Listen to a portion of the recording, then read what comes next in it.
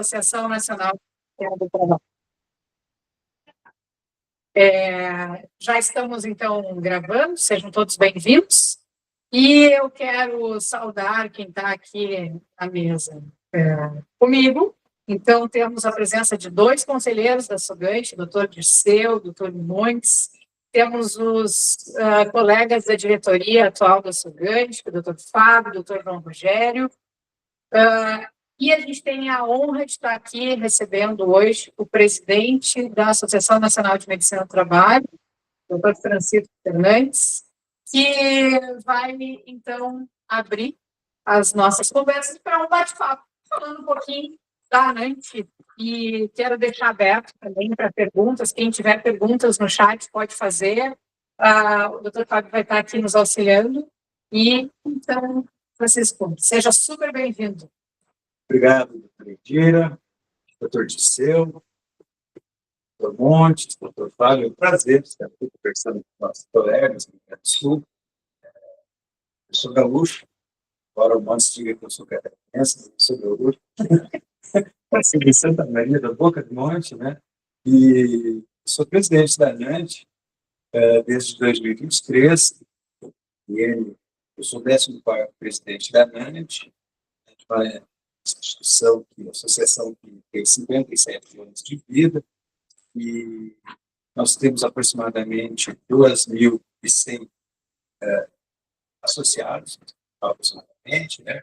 E nós, médicos do trabalho do Brasil, temos atualmente 22 mil médicos do trabalho no nosso país, né?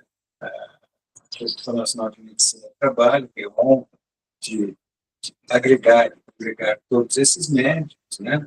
E para nós é uma satisfação, motivo de orgulho estar aqui na SOGANT. Muitas vezes eu estive aqui antes atuações, fizemos o congresso de 2023, e muito sucesso, né? Então, a gente gostaria de conversar com os amigos, com os colegas, com o presidente Indira aqui, em relação à medicina do trabalho, todo a nossa diretora científica, a Rosilane, daqui a pouco ela deve estar em desenvolvimento, que Porto Alegre hoje está um dia muito complicado, e ela deve estar chegando em breve, que ela vai falar alguma coisa sobre o nosso congresso, que será o segundo congresso de medicina do trabalho, que será na cidade de Goiânia, em outubro de 2025. Onde nós também teremos a prova de título de especialista, que é uma atividade que está sendo tradicionalmente realizada junto com o nosso congresso de medicina do trabalho. Hoje à tarde nós tivemos a honra de estar conversando com o pessoal da residência médica, do Hospital de Clínicas, medicina do trabalho no Hospital de Clínicas, e foi um trabalho muito proveitoso, trocamos muitas ideias, sugestões em relação ao futuro da residência médica e próximos passos para melhorar a nossa formação.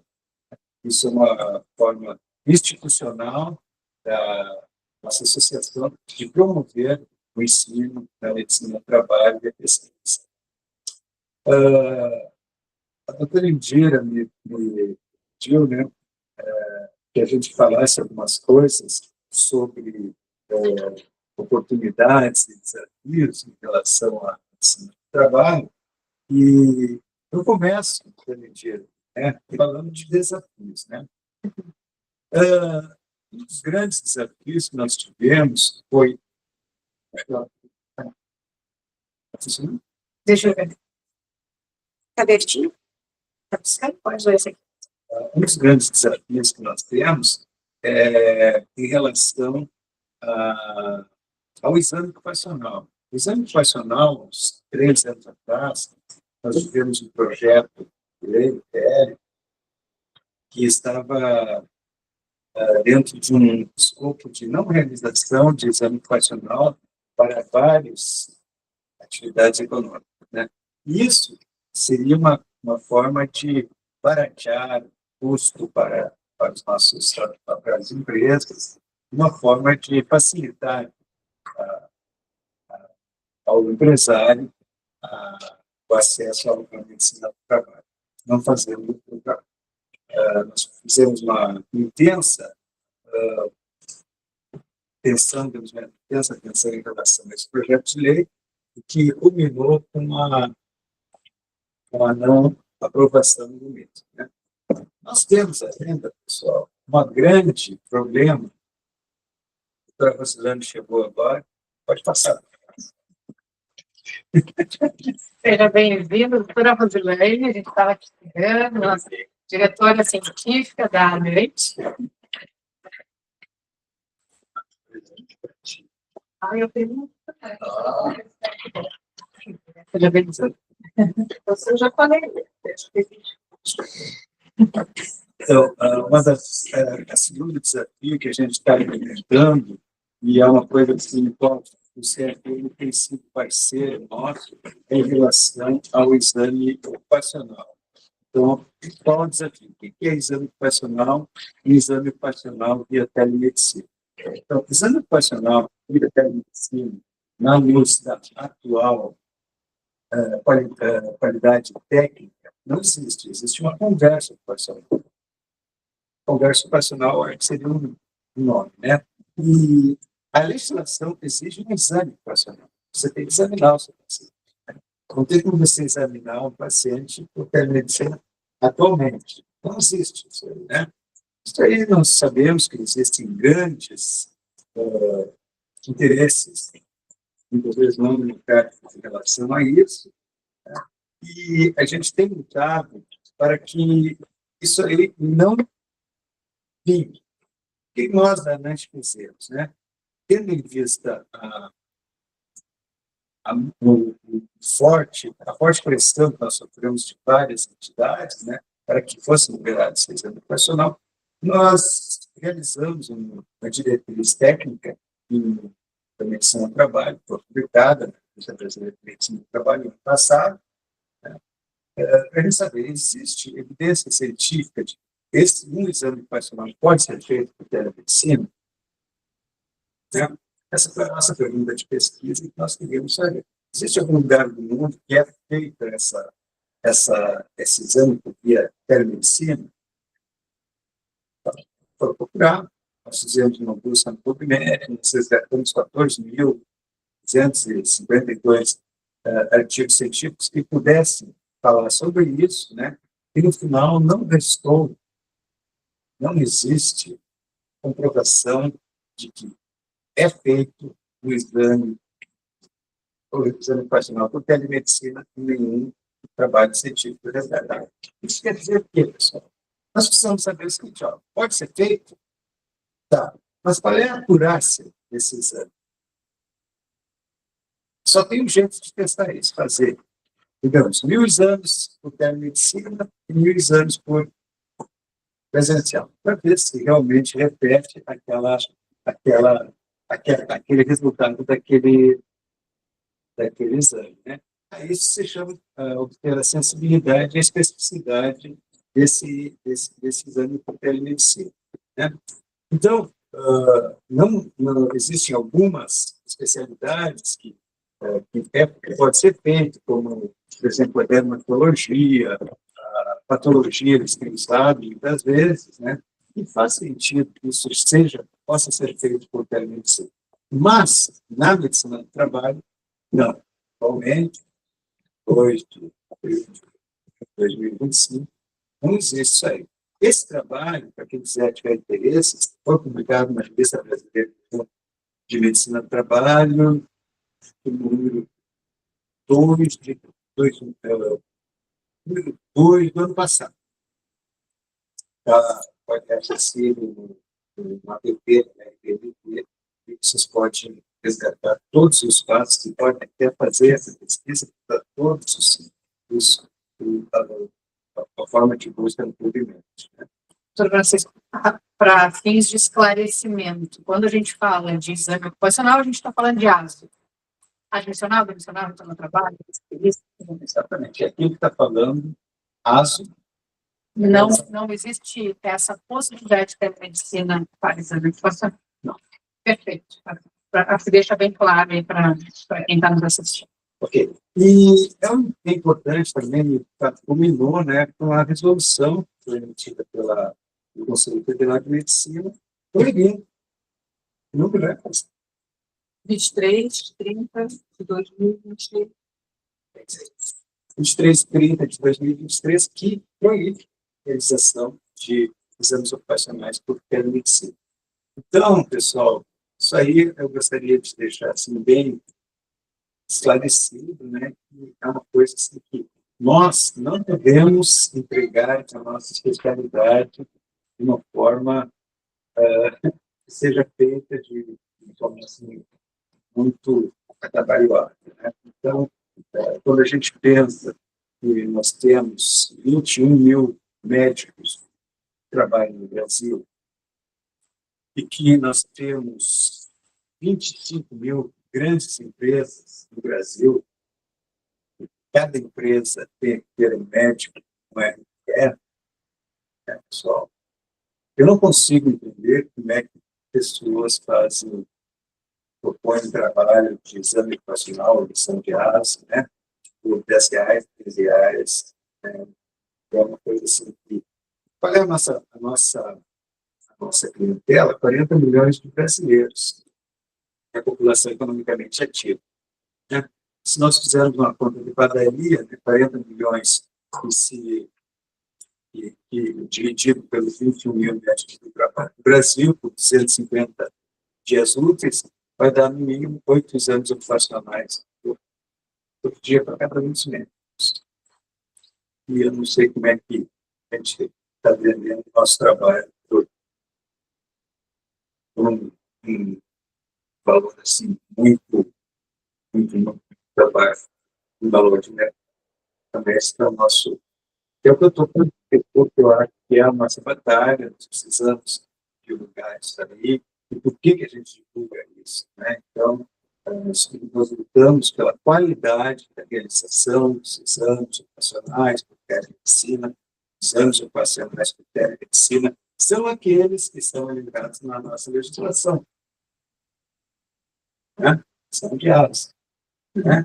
Então, a gente tem que ter muito cuidado, porque o nosso paciente, o nosso cliente, ele tem que ser muito bem tratado, ele tem que ser muito bem avaliado para que a gente entregue um trabalhador saudável e produtivo para o sistema de trabalho no Brasil. Então, essa é a minha preocupação principal, atualmente. Eu perdi se eu estou me prolongando, né? Mas eu acho que isso aí é uma coisa assim que nós temos que lutar, nós médicos de trabalho temos que... 2022. 23/23/2022. 23/23 de 2022. Não é esse? Então, a resolução do Conselho Federal de Medicina. Nós temos, assim, o nosso compromisso de melhorar a qualidade do ensino, da medicina do trabalho, a qualidade da formação dos médicos do trabalho, para que a gente não tenha médicos do trabalho que façam um trabalho, digamos assim, não tão adequado, né? E entregue um produto que não é isso que as pessoas, que as empresas necessitam, né? As empresas necessitam de uma avaliação adequada, né? Eles querem saber se aquele trabalhador tem uma hernia inguinal, se aquele trabalhador foi operado das costas, se aquele trabalhador tem um problema de ombro, se ele vai trabalhar com uma poeira, ele sofre de asma, né? Como é que ele vai avaliar isso, né? Então, não tem um outro jeito, pessoal. Não tem outro jeito. Não é perguntar para tudo bem. A gente tem que entender isso aí, né? Eu vou deixar. Exame clínico, o exame físico, ele não é um checklist, né? O exame físico contempla todo a anamnese, o exame físico do paciente e essa avaliação da capacidade para a atividade do trabalhador. E é insubstituível por telemedicina. E a doutora Rosilene quer falar sobre esse tema, quer seguir nesse, a gente também tem um tema sobre o congresso, que eu acho que vocês querem falar. Só você perguntar. Estou falando. Depois eu acho que eu vou falar antes, porque eu sou o médico. Por favor, não, cara. Você é o médico de todos nós. E temos perguntas no chat sobre esse tema. Ótimo. Eu queria falar sim, porque, além de tudo que o nosso presidente já falou, existe uma questão importante que eu sempre falo. Se nós tivéssemos que traduzir o ato médico perfeito em 4 expressões, nós falaríamos sobre diagnóstico, terapêutica, prognóstico e reabilitação, e o atestado de óbito. Uhum. Então, dentro da Lei 12.842 sobre o ato médico, quando a gente fala de diagnóstico, para a gente fechar um diagnóstico, pensar nele, numa hipótese diagnóstica, a gente começa com a anamnese. Então, faz a anamnese clínico-ocupacional, depois a gente faz o exame físico e tal, e, se for necessário, vamos solicitar um exame complementar. Mas nós aqui formamos numa época em que a gente conseguia criar a hipótese diagnóstica com a anamnese e exame físico. A gente não precisava de exame complementar, né? Hoje em dia, as pessoas, médicos recém-formados, eles começam a pesquisa, a investigação diagnóstica com exame complementar. Bom, dito isso, quando a gente retira o raciocínio clínico, o exame físico e mental, você está amputando uma parte importante do ato médico. E se você só precisa chegar em uma tela e perguntar para o trabalhador se ele tem queixa, se ele não tem queixa, você dá um ato prazo, isso não é ato médico, porque ela não pode fazer. E todas as vezes, a história mostrou para a gente que todas as vezes que o médico deixou de fazer a sua atribuição e destinou essa atribuição a outro profissional, esse outro profissional invadiu a medicina e começou ali toda a história do exercício ilegal da medicina. O que nós estamos vendo hoje com a nossa especialidade não é diferente do que aconteceu com outras várias, como o oftalmologista hoje, que a gente briga no sexo humano na justiça, briga no parlamento, para que os optometristas não façam ato que é exclusivo do oftalmologista. E aqui em várias outras especialidades, não é privilégio da nossa. Então, a gente precisa ter esse cuidado. Porque nós temos outros profissionais que integram o SESMIT e que estão ávidos por receber da nossa atribuição. A outra questão é, quando o médico deixa de ser clínico, a nossa formação em medicina do trabalho é eminentemente clínica. E nós temos formação, tanto na graduação quanto na formação do especialista, nós temos condições de fazer o manejo clínico em várias doenças dos nossos pacientes, que são os trabalhadores. Nós não precisamos virar o médico ao cardiologista, ao ortopedista, ao reumatologista. Nós conseguimos fazer isso. Obviamente, existem situações que são um pouco mais delicadas, que a gente vai precisar, sim, recorrer ao especialista da área e encaminhar o nosso paciente. Mas uma hipertensão essencial, ou hipertensão primária, uma intolerância à glicose, a gente não consegue tratar, uma lombalgia inicial que não tem compressão de raiz nervosa, uma infecção urinária, a gente precisa realmente uma sífilis, entendeu? Então, assim, a gente não está pedindo nada demais. Então, eu cheguei à medicina do trabalho numa época que o trabalho fazia ambulatório mesmo. Recebi, inclusive, visita de representantes de laboratório, tinha armário com amostra grátis, lembra disso antes? Então, assim, e hoje? Hoje o médico ele só fala de gestão, de uma coisa longínqua, de uma coisa que é administrativa, burocrática, e o chão de fábrica não tem mais, a mão no paciente não tem mais. Ele não chama o trabalhador de seu paciente, ele chama de colaborador, e age de uma forma como se não tivesse vínculo médico-paciente, e é desse vínculo que nós vamos construindo todos os programas de prevenção e promoção à saúde com a participação real dos trabalhadores. Se não tiver um vínculo, a gente não consegue. Então, assim, eu queria trazer muito essa questão do ato médico, né, e inserindo nesse debate que a gente está tendo, que é um debate elevado, técnico, científico, conforme o doutor Francisco trouxe aqui a diretriz técnica. Quando a gente começou a falar que não era para fazer exame operacional, viu, Fábio, com recurso de telemedicina, disseram que isso não era ciência. Ah, não? Então tá. Então vamos fazer uma diretriz técnica. Não, mas não pode. Eu falei, não, gente, espera aí. Vocês estão deixando mais doida do que eu já sou. É ou não é para trazer um debate científico? Agora a gente tem. Então, assim, no Brasil hoje, se não for, doutor Montes, colocando a mãozinha no paciente, o estetoscópio no ouvido, a entrevista tete a tete, hoje ainda não tem como. Entendeu? Lembrando, essa é uma coisa que eu falo, a Rosiane sempre fala também, por exemplo, Não é. exame ocupacional não é exame de piscina. Não é. Pelo amor de Deus. Não é. Olha, A brasileira.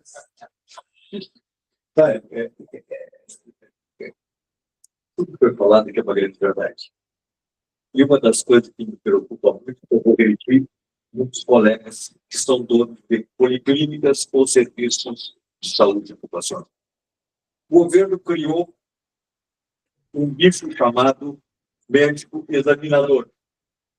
A gente pergunta se qual é a tua especialidade, eu sou um examinador. Examinador de quê? Ele saiu da faculdade, procurou um emprego e conseguiu um emprego numa policlínica, conversando com trabalhadores que ele nem sabe qual é a função. Então, o governo é culpado. O governo é culpado de não obrigar o exame médico a ser feito por médico de trabalho. Ninguém receita óculos sem ser oftalmologista. Ninguém tem um problema neurológico sem ir ao neurologista. E aquele trabalhador que dá lucro para a empresa vai na policlínica mais barata para conseguir o seu vaso para ter a sua gratificação. Então, nós somos culpados por não brigar por isso. E a Nantes tem toda a razão em brigar pela especialidade médica. Fábio, temos perguntas no chat aqui. Na verdade, temos alguns comentários, né? Os colegas saudando, então, os presentes, o doutor Eliseu, o doutor Rodney também, e alguns comentários, né? Por exemplo, o exame é impraticável por telemedicina, já que é impossível auscultar e palpar. Então, dando continuidade até os comentários, né? A gente também não pode deixar de falar do ensino. A gente falou muito sobre ensino, né? E hoje, temos uma conversa ciclo aqui, tem graduação. A gente tem, infelizmente, uma formação de medicina do trabalho que falha na graduação do Brasil. As poucas graduações que a medicina do trabalho tem uma disciplina dedicada e que sabe uma disciplina que dura um semestre, uma qualidade.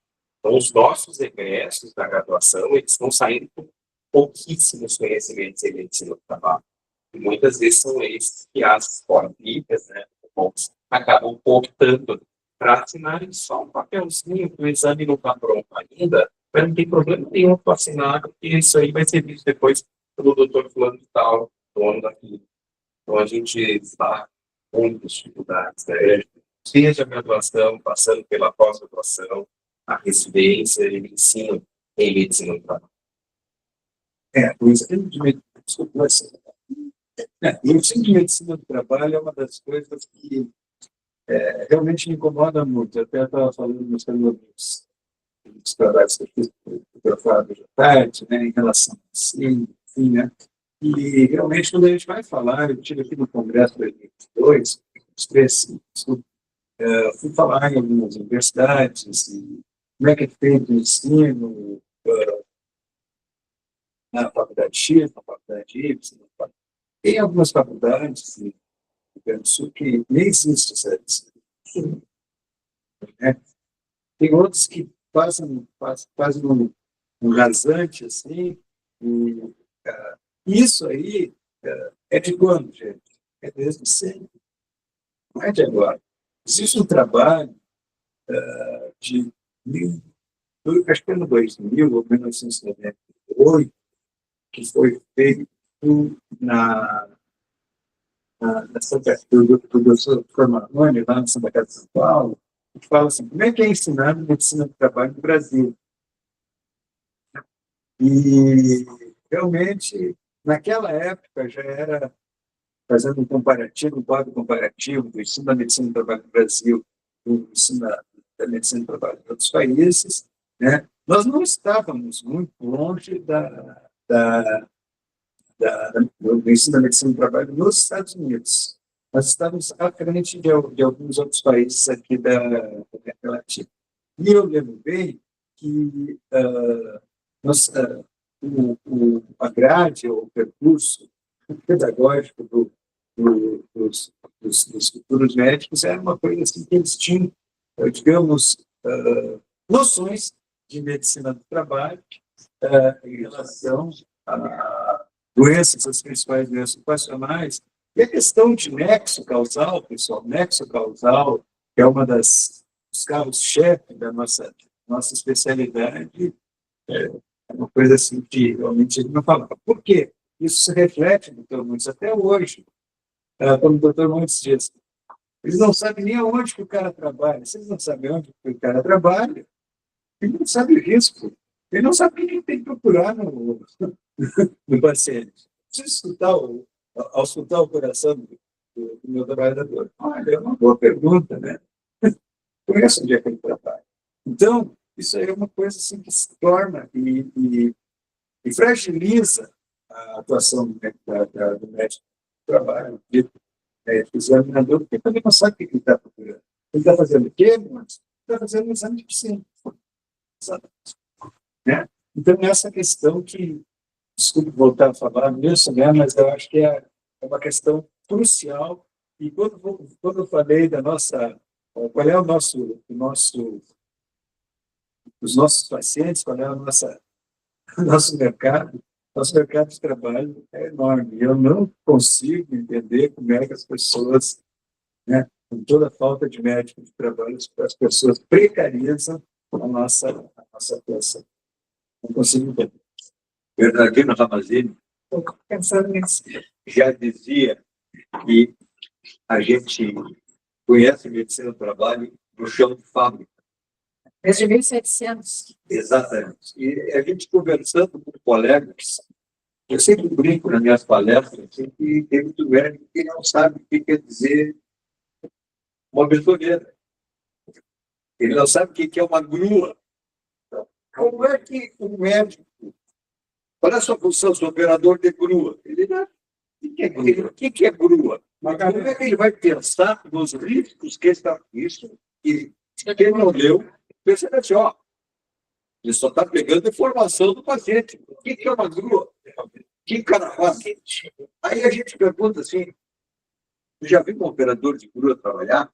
É o cara que sobe às 8 da manhã, lá para cima, desce ao meio-dia, sobe a 1 e desce às 6. Como é que esse cara vai ao banheiro? Ele não fica lá, esse cara se alimenta. Está trabalhando. Então, isso o médico tem que se dar conta. E esses riscos acontecem. E, lamentavelmente, com a nossa falta de fiscalização do governo na medicina do trabalho, que a fiscalização ia ser online e não está sendo mais feita, lamentavelmente, quem paga é o nosso trabalho. Por favor, doutora. Montes, depois que eu vi essa fonte, que nos contou há 20 anos atrás, eu me fui na Quaker, eu fiz o exame admissional de um pintor que tinha sido dedicado a costura. Então, a gente sempre aprendeu com os mestres. Não tem como fazer, né, doutora, um exame para ser bom sem tirar um pouquinho. Tudo bem, hoje em dia, mulher é complicado. Então, tem uma sabe? Mas, assim, certa vez eu fui fazer um admissional com celestiais, e subir escada, pintar, passar de boca, né? E o rapaz, assim, astênico, não é? Magro. E, naturalmente, entrou, já veio a porta. O senhor baixa a calça e tira a camisa. Ele baixou a calça, mas não entrou. Aí eu estava do lado, mas tira a camisa. E ele resistiu, sabe? Então, só pode tirar a camisa. Aí, por muita insistência, ele tirou a camisa. Ele tinha uma escoliosa fantástica. E ele estava usando uma camisa larga, né? Para eu, médico, talvez ele já tinha sido barrado em exame nacional por causa daquilo. Então, realmente, ele tinha me chamado a atenção que ele era tênis, mas com uma camisa bem larga, bem grande. Aí ele tirou a camisa. De frente, eu já vi que tinha um desvio interior, fora, quando tirou costas, tinha uma escoliose no corpo. E aí ele, mas isso aqui não me causa nada. Ele já saiu na frente. E não calma, não se preocupe, só não vai perder o emprego. Meu papel aqui é adaptar, né, essa vaga para o senhor. Talvez com alguma restrição, tal. Só não vai perder o emprego. Então, ela vai dizer assim, tem que tirar o roupa. Separa as situações. Outra vez, um motorista que passou por os anos de 7 também teve dificuldade assim, de sentir que tinha a camisa e realmente tinha uma cicatriz de toracotomia. Eu fui ao hospital, tinha um clique, uma válvula metálica, e que ele tinha negado. É, bom, isso terminou no Detran, na reavaliação da situação dele, e a carteira foi rebaixada. E eu consegui com a empresa que ele não perdesse no emprego da empresa, eu estava cobrador. Eu acho que nós temos esse papel social, né? Dentro do possível, fazer um exame bem feito, tirar o paciente, se tiver uma situação que tem a restrição, tentar negociar com a empresa para que ele não perder o emprego. Então, quem fez essa sensibilidade, né? E a seriedade tem que tirar o Eu vou falar bem rapidinho, acho que a vice-presidente parte do Congresso, que é muito importante. Eu queria só dar um exemplo para vocês das residentes, das nossas duas residentes L2, acho que foi duas turmas. Nós soubemos um concurso público que precisava fazer os admissionais e chegou para mim esse pedido. Eu falei, não, como é no final de semana, eu vou oferecer para as residentes, elas já estavam com R2, e elas toparam. Quando chegaram lá, a primeira coisa que elas fizeram foi imprimir o edital do concurso. E aí elas começaram a ler e exigir aquilo que estava ali. Exames, tiraram a camisa para fazer o exame, porque era para a polícia, inclusive. Então, elas começaram a bater na porta, dizendo que elas estavam demorando. E elas cumpriram o que estava ali naquela discussão. Os outros médicos viram o edital, mas o que é isso? É o edital. Mas deram o edital para vocês? Não, a gente imprimiu para poder saber como fazer o exame aqui, o que era pedido, qual que eram as atribuições do cargo, para a gente saber a questão do risco. Médicos mais velhos, titulares, aprendendo com L2. Porque eu fico batendo na tecla do exame, do diagnóstico, do ato médico, né, da responsabilidade que a gente tem com a preservação da saúde do trabalhador, que tem que ter a noção de risco, né? Então, deu certo. E isso daí é um exemplo bom, porque a moçada também tem uma moçada que está aprendendo e está valorizando a própria profissão. Né? Obrigada. Fundamental é que os nossos colegas submetam ao título de especialista em medicina própria. Eu mandei para a NET uma placa que tinha no meu oftalmologista. Aqui trabalha o médico com título de especialista. Eu acho que nós temos que valorizar a nossa especialidade e valorizar o nosso título. Eu acho que isso é fundamental, e aqueles colegas que ainda não se submeteram ao título, que façam, que estudem, que comprovem que são especialistas em medicina.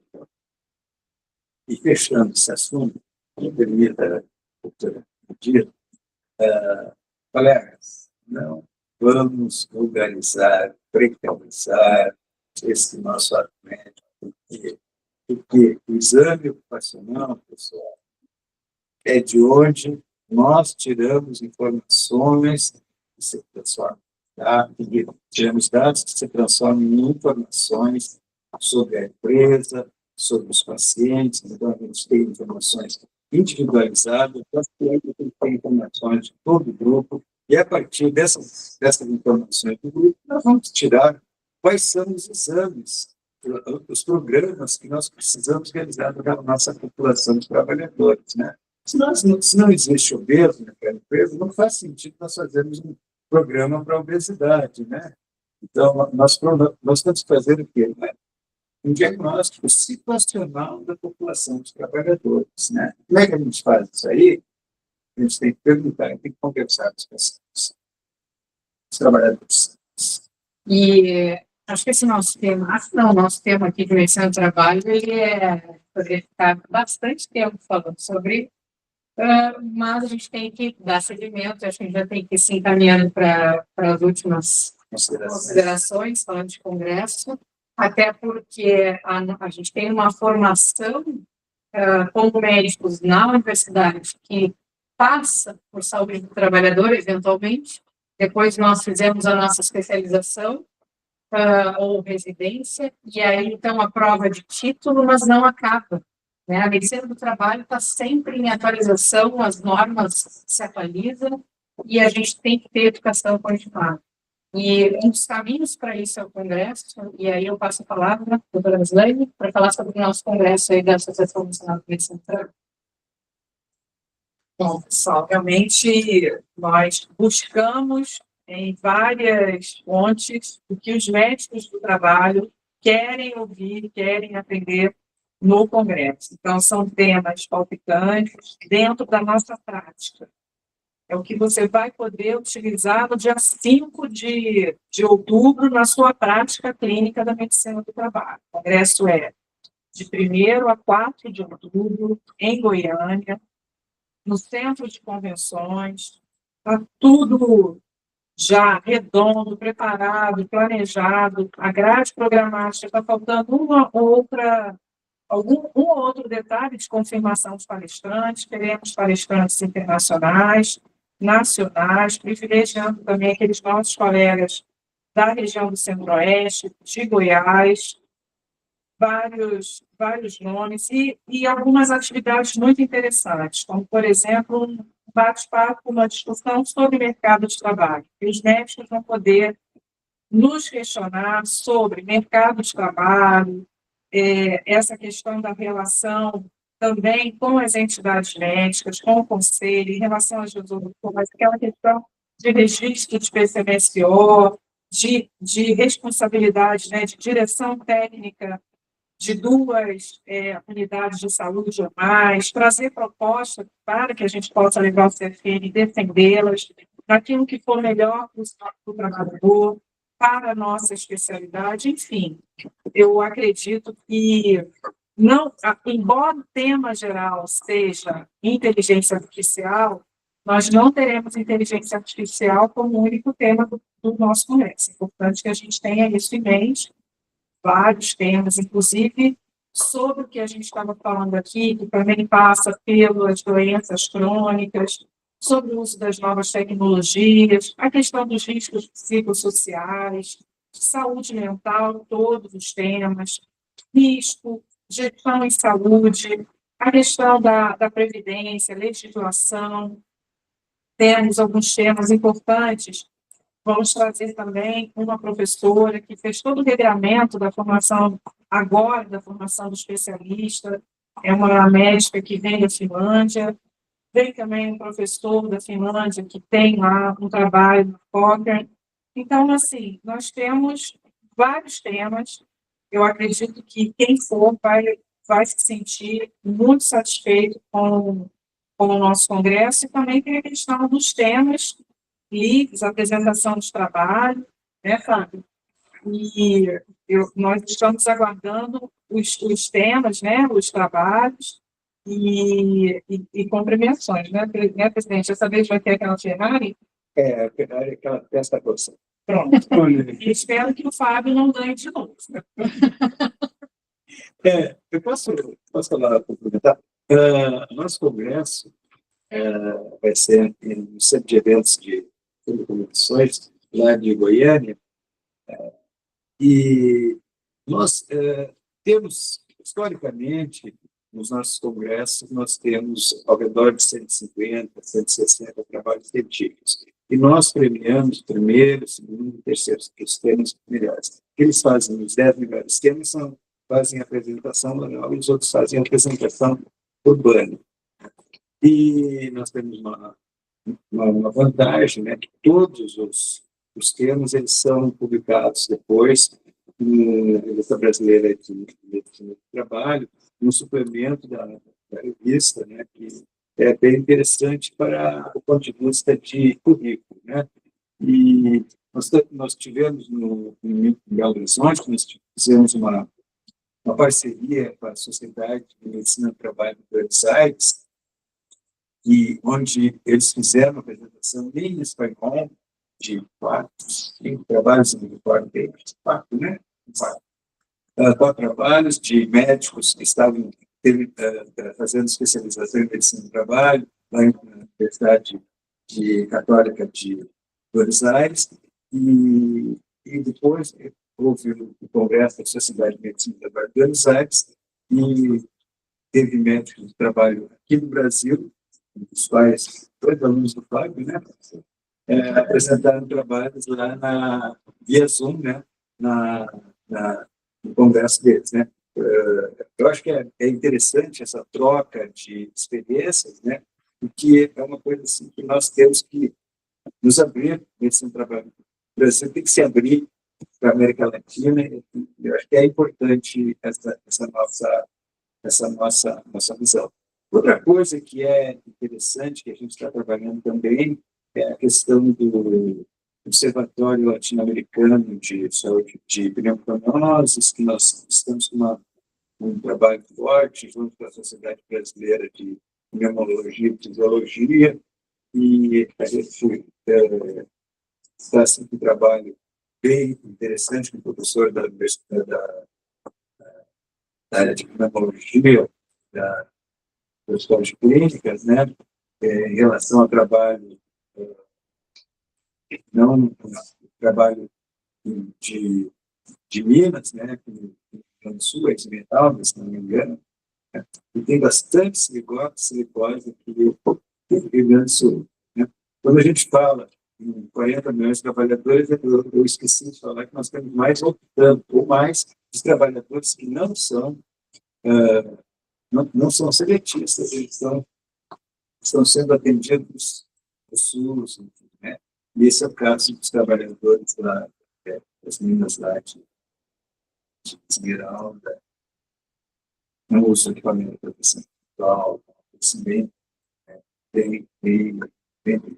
E nisso nós temos uma parceria com a Universidade de Londres, né, que está promovendo, está patrocinando esse tipo de trabalho, pesquisa, que a gente está avançando de uma forma bem séria, e eu acredito que a gente consiga ter resultados atingindo a nossa finalidade como associação. Né?